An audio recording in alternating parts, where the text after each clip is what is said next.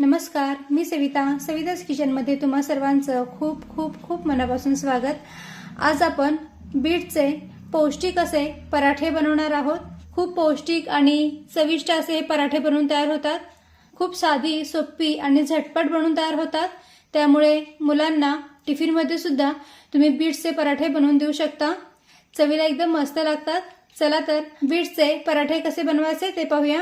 तर इथे मी 2 लहान आकाराचे बीट घेऊन त्यांची साल काढून ते किसणीने किसून घेतलेले आहेत।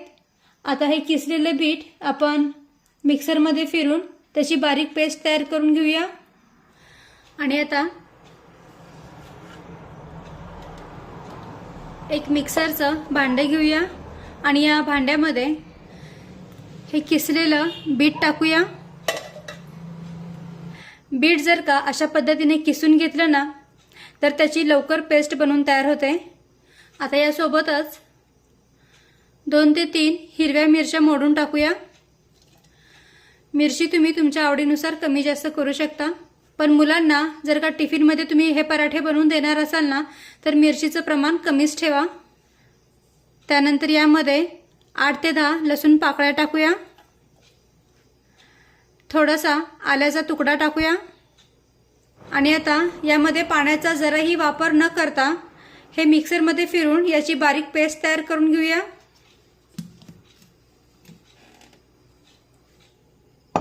तर पहा, मिक्सरमध्ये जराही पाणी न टाकता हे बीट मी छानपैकी बारीक करून घेतलेले आहे।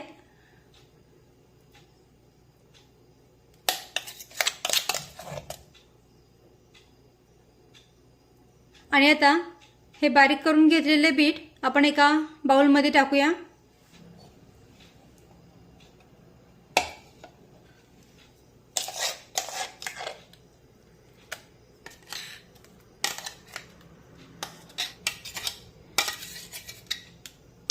आता हे बीट बाउलमध्ये काढून झाल्यानंतर यामध्ये 1 वाटी गव्हाचं पीठ टाकूया।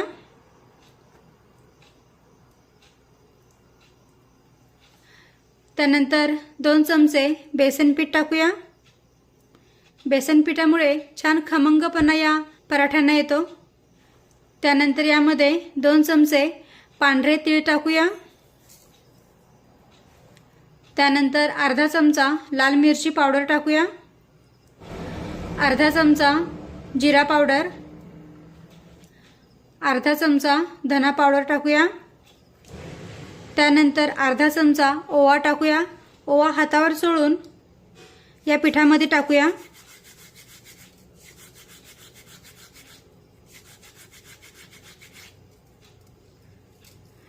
म्हणजे मग त्याचा फ्लेवर पराठ्यांमध्ये खूप छान उतरेल। यामध्ये मी हळदीचा वापर करणार नाहीये, कारण हळदीमुळे काय होतं, पराठ्यांचा रंग बदलतो। पण जर का तुम्हाला यामध्ये हळद टाकायची असेल तर तुम्ही टाकू शकता। त्यानंतर यामध्ये पाव वाटी दही टाकूया।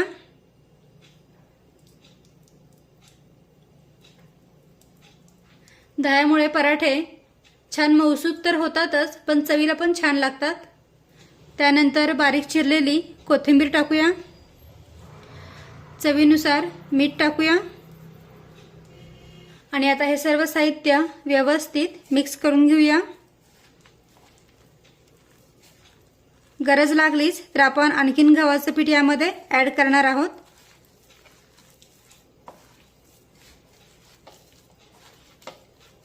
तर पहा, हे पीठ खूप सैलसर झालेलं आहे, त्यामुळे यामध्ये मी आणखीन थोडंसं गव्हाचं पीठ ऍड करते। तर आणखीन अर्धी वाटी पीठ मी घेतलेलं आहे। आता हे पीठ यामध्ये टाकूया। एकदम टाकायचं नाही, थोडं थोडंसं टाकूया, अंदाज घेत घेत, कारण खूप घट्ट पीठ मळायचं नाहीये, सैलसरच पीठ मळून घ्यायचंय। तर साधारण पाव वाटी पीठ मी यामध्ये टाकलेलं आहे। हे राहिलेलं पाव वाटी पीठ ऍड करते। मिक्स करून घेऊया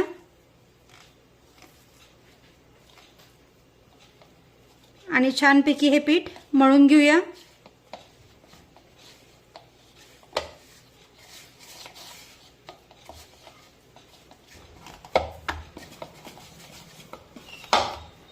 तर पहा, मस्तपैकी इथे मी छान मऊसूत असं पीठ मळून घेतलंय। तुम्ही पाहू शकता छान मऊसूत हे पीठ मळून झालंय।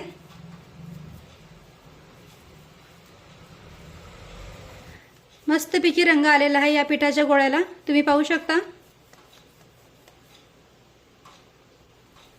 छान मऊसूत पीठ आहे। तर इथे मी 1.5 वाटी पीठ वापरलेलं आहे। पीठ खूप घट्ट पण मळायचं नाही आणि अगदीच सैलसर पण मळायचं नाही। आणि हे पीठ मळताना मी जराही पाण्याचा वापर केलेला नाही आहे, कारण पिठामध्ये पाण्याचं प्रमाण असतंच, शिवाय यामध्ये आपण दही सुद्धा टाकलेलं आहे, त्यामुळे पाणी न टाकताच हे पीठ मी छान मऊसूत असं मळून घेतलंय। आता यावर थोडंसं तेल टाकूया आणि पुन्हा एकदा व्यवस्थित मळून घेऊया। अगदी हलक्या हाताने पीठ मळून घ्यायचंय।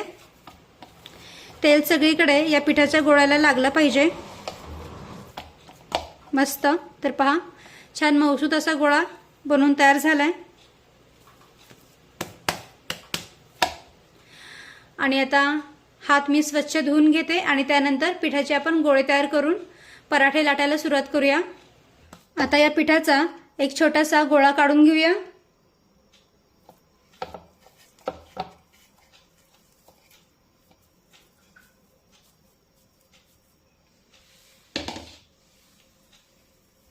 आणि या गोळ्याला छान गोल आकार देऊन घेऊया। आता हे पीठ खूप सैलसर आहे, त्यामुळे याला आपण कोरड्या पिठामध्ये बुडवून घेऊया आणि याला छान पातळसर लाटून घेऊया।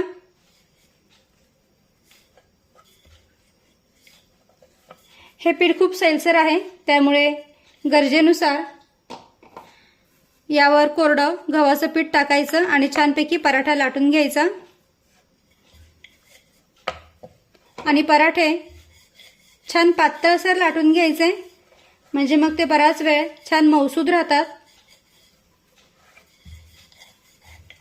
तर पहा इथे मी छान पातळसर पराठा लाटून घेतलेला आहे। आता हा पराठा तुम्ही असाही भाजू शकता, पण याला छान गोल आकार येण्यासाठी एक डब्याचं झाकण घेऊया आणि हे डब्याचं झाकण या पराठ्यावर ठेवूया। थोडंसं प्रेस करूया, हलक्या हाताने दाबून घ्यायचं आणि हे जे कडेचं पीठ आहे ना ते काढून घेऊया।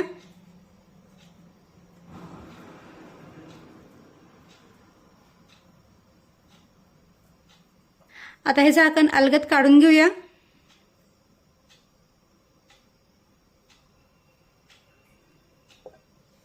मस्त, आणि महत्त्वाचं म्हणजे एका वेळी फक्त एकच पराठा लाटून त्याला लगेचच भाजून घ्यायचं, कारण जर का आणखीन काही पराठे तुम्ही लाटून ठेवले ना तर त्याला हळूहळू पाणी सुटतं आणि लाटलेले पराठे सैलसर होतात। त्यामुळे एका वेळी फक्त एकच पराठा लाटून घ्या आणि त्याला लगेचच भाजून घ्या। तर इकडे गॅसवर मी तवा गरम करण्यासाठी ठेवलेला आहे। आता तवा गरम झाला की गॅसची फ्लेम मध्यम करूया आणि तव्यावर थोडंसं तेल सोडूया। तेल किंवा तूप काही वापरू शकता।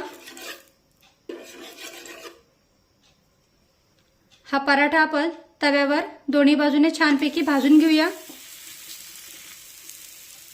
पराठा भाजत असताना गॅसची फ्लेम मध्यमच ठेवा, मोठ्या आचेवर पराठा भाजू नका। आता साधारण मिनिटभराने पराठा पलटून घेऊया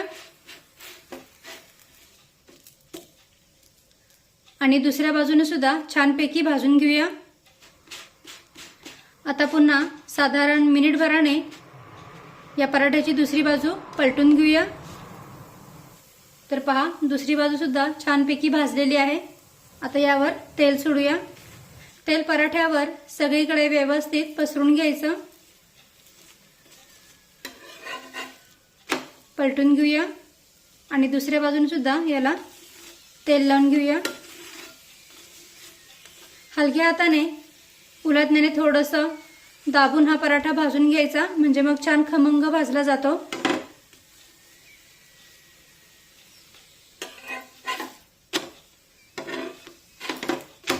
तर पहा, पराठा दोन्ही बाजूने छानपैकी भाजलेला आहे।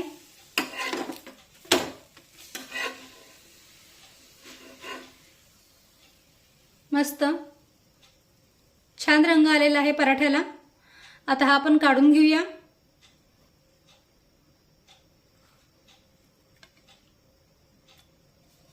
छान मऊसूत पराठा बनवून तयार झालाय। आणि आता अशाच पद्धतीने राहिलेल्या सर्व पिठाचे मी पराठे बनवून घेते। तर पहा, इथे आपले बीटचे पराठे बनवून तयार आहेत। तुम्ही पाहू शकता एकदम मस्तपैकी हे पराठे बनवून तयार झालेत। हे पहा, आपण घेतलेल्या साहित्यामध्ये 9 ते 10 पराठे बनवून तयार झालेले आहेत आणि छान रंग आलेला आहे पराठ्यांना। तुम्ही पाहू शकता दोन्ही बाजूने छानपैकी भाजलेत।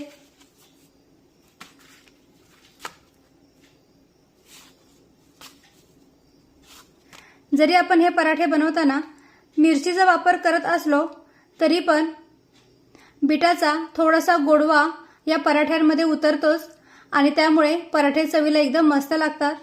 शिवाय यामध्ये आपण दह्याचा वापर केलेला आहे, त्यामुळे पराठे छान मऊसूत बनवून तयार झालेले आहेत। तुम्ही पाहू शकता खूप पौष्टिक अशी ही रेसिपी आहे। हे पराठे तुम्ही दह्यासोबत, टोमॅटो सॉस सोबत, लोणच्यासोबत किंवा नुसते जरी खाल्ले तरी पण चवीला छान लागतात। आणि प्रवासात जरी नेणार असाल तरीही हे पराठे तुम्ही बनवून घेऊन जाऊ शकता, कारण 3 ते 4 दिवस हे पराठे अगदी आरामशीर टिकतात। मुलांना टिफिनमध्ये सुद्धा तुम्ही हे पराठे बनवून देऊ शकता, कारण खूप पौष्टिक अशी ही रेसिपी आहे।